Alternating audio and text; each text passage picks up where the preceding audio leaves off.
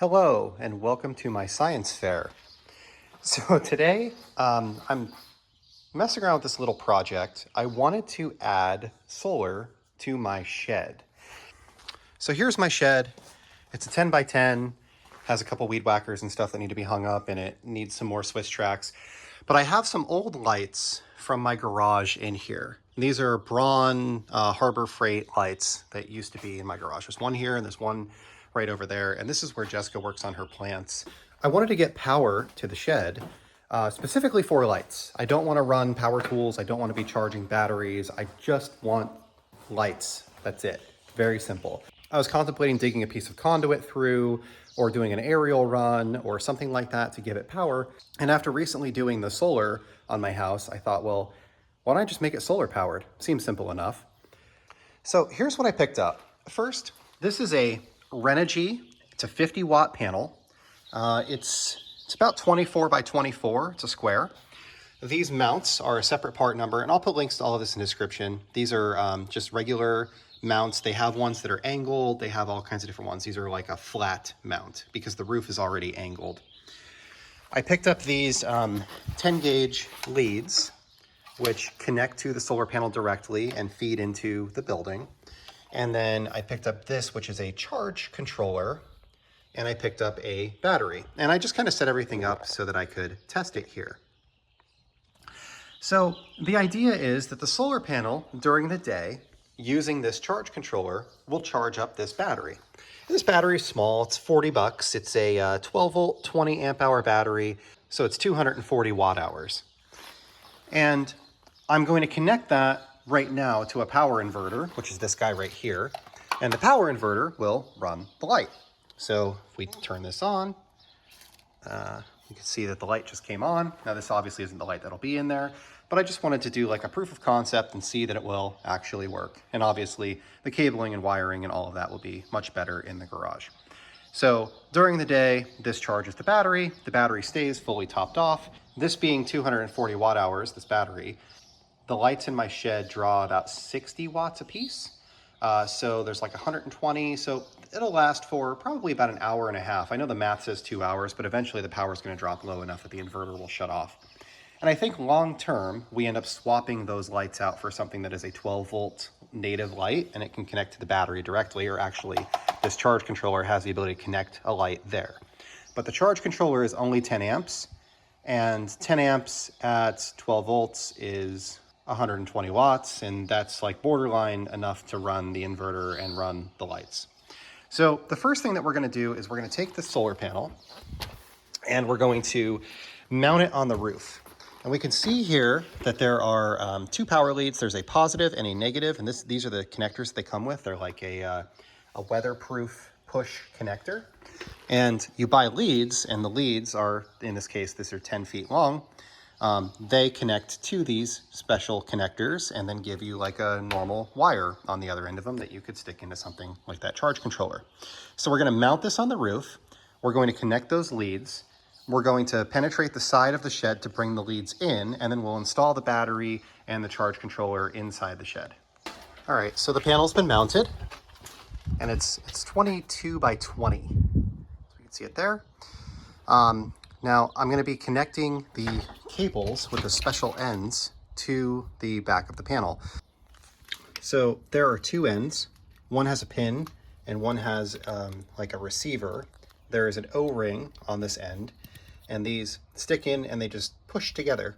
And then there's two little clips here that you can squeeze where my finger and thumb are, and they come apart. So we're going to connect these to the panel, and then we'll go from there. To penetrate the shed, we're using these things. These are called cable grips. The size is 1/4 inch, and basically there is a rubber gasket on the inside that when you tighten this up, it tightens down.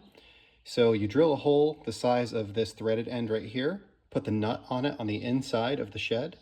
That rubber gasket keeps it sealed, and then the actual cable has a grommet that goes around it as well.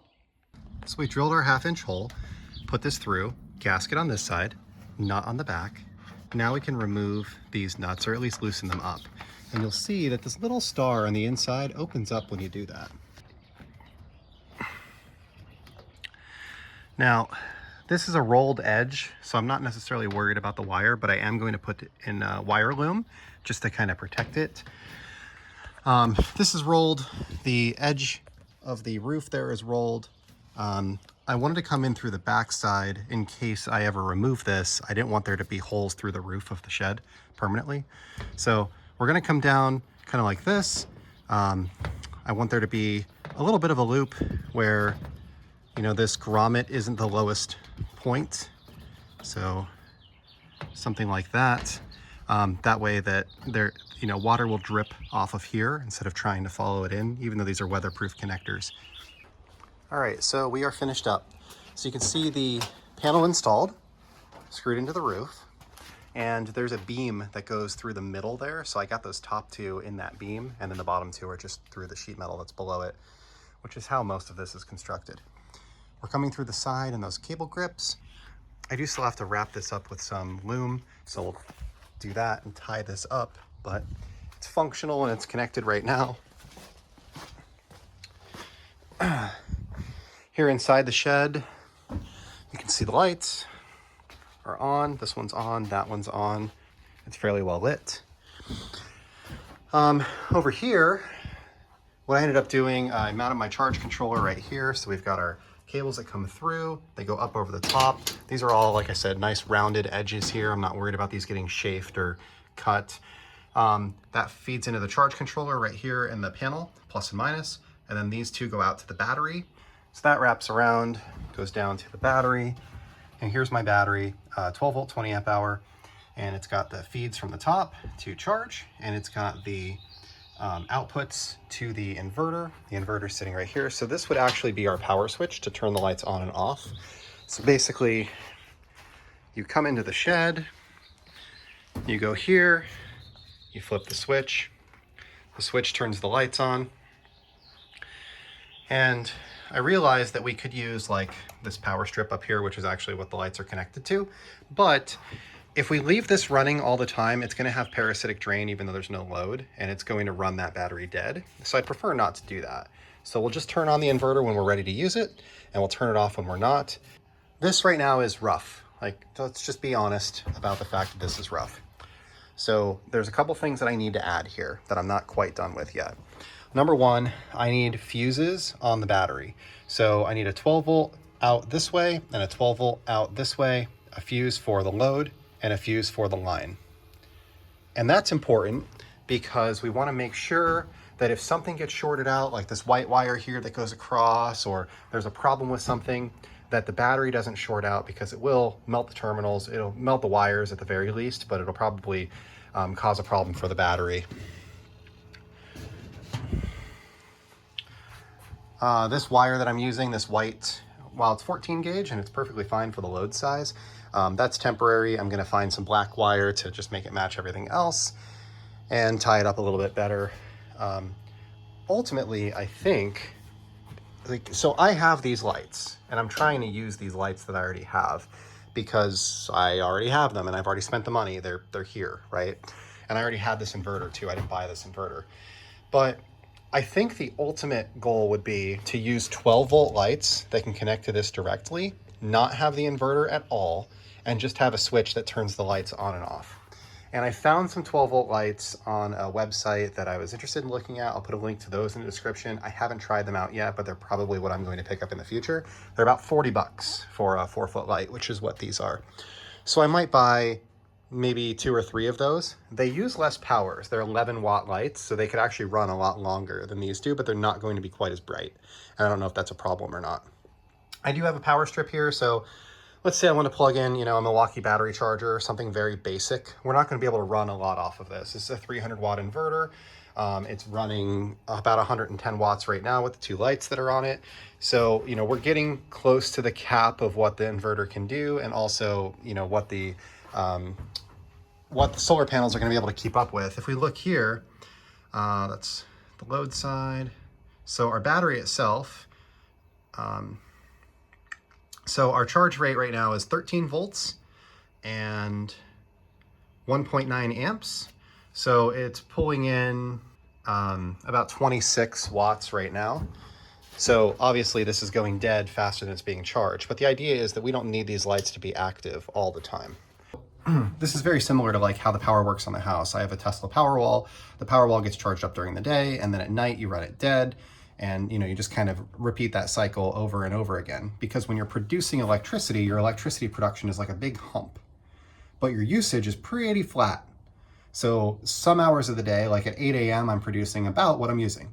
Between 9 a.m. and 4 p.m., I'm producing way more than what I'm using. And then at 5 p.m., 6 p.m., I'm producing about what I'm using. It's pretty net zero as well. So the idea with the solar batteries is you charge the battery during your peak time. So all of the extra power goes into that battery. And then when you're using it, you're pulling off of the battery, and the battery is helping to handle the load. So one important thing that I didn't mention, the type of battery that you choose for this. I did a SLA, stands for sealed lead acid battery. I feel like that's probably the safest type of battery to use. That's what we use in like battery backups, UPSs. It is a non-vented battery and it is sealed. So that means that it's not going to let out any harmful chemicals while it's charging. And it's a battery that's more designed to be inside a home or inside an enclosed space. You can also use an AGM battery, absorbed glass mat, like you would have in a car. Those are a lot more expensive. So really you would only do that if you're trying to run a huge load for a long time. But this little SLA battery should be perfectly fine. And it was like 40 bucks. For now, this is going to work. We'll test it out for a little bit. We'll see if there are any, touch-ups or finishing things that I need to do. Like I said, I need to get some loom. I need to clean up some of the cabling, tie it all up. But I think in this current state, it gives you a good view of how everything is set up and how it works and how it's wired and all of that so that you could repeat it yourself. I will put links in descriptions of the products that I used. I've used them for a day. So like just being honest with you, I don't know the longevity. I will post in the comments if something does break, fail, or have problems. But for now, I think it's good. And like I said, my next upgrade would be to go to 12-volt lights, fully 12-volt lights, and get rid of the inverter and the 120-volt stuff and all of that. 12 volts DC isn't very dangerous. Like if you short it out, you'll melt the wire, but like 12 volts DC isn't really dangerous. 120 volts AC is, you can get shocked, you can get electrocuted. It's coming from an inverter. The inverter doesn't have a ton of power, but it also doesn't have a ton of protections. It's not grounded. So it's a little bit different than dealing with a house.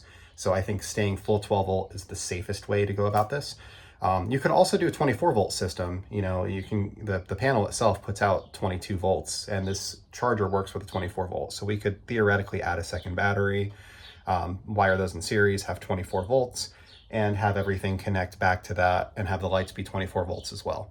So that is also an option. And it's what they do like in the oil fields and in a lot of other remote areas for like internet connectivity and stuff like that. That's where I got this idea from. So anyway, thank you for watching today. Strange one. Post comments below. I'm sure there are better ways to do this than the way that I did it. I'm not claiming to be an expert in any of this stuff, but like I said, a lot of this wiring and stuff is kind of temporary with the exception of the stuff coming off the roof. That just needs to be loomed and that's going to be permanent. So thank you. Have a great day.